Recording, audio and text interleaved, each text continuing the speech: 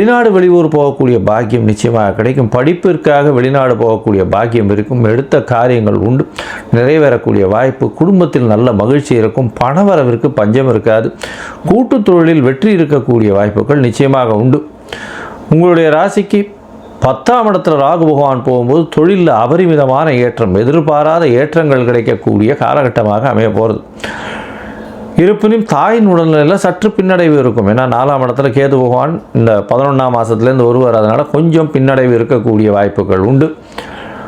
இதை தவிர பார்த்தாலேயானால் எதிர்பாலினத்தவர் மூலியமாக நல்ல ஒரு வெற்றி செய்தி வரும். கூட்டு தொழிலில் நிச்சயமாக ஒரு ஏற்றம் இருக்கும். போட்டிகளில் வெற்றி பெறக்கூடிய வாய்ப்புகள் இந்த காலகட்டத்தில் நிச்சயமாக இருக்குது. ஷேர் மார்க்கெட்டில் அதிக இன்வெஸ்ட்மெண்ட் பண்ணும்பொழுது உங்களுக்கு ஒரு நல்ல ஒரு ஏற்றம் இருக்கக்கூடிய வாய்ப்புகள் இருக்கும். கணிதவியல் அந்த மாதிரியான விஷயங்களில் நல்ல ஒரு ஏற்றம் இருக்கும். மருத்துவம் மருத்துவ தொழிலில் இருப்பவர்களுக்கு நல்ல ஒரு ஏற்றம் இருக்கக்கூடிய காலகட்டம். தொழிலில் பொறுத்தவரையிலும் மிகப்பெரிய மாற்றங்கள் வரக்கூடிய வாய்ப்புகள் நிச்சயமாக உண்டு. தந்தையின் உடல்நிலையில் நல்ல ஒரு ஏற்றம் இருக்கக்கூடிய வாய்ப்புகள் நிச்சயமாக உண்டு. இந்த காலகட்டத்தில் பார்த்தீங்கன்னா இந்த வருஷம் நீங்கள் ஏழரை சனி இருக்கிறதுனால கண்டிப்பாக காலபைரவரை போய் வழிபட்டுட்டு வாங்கும்.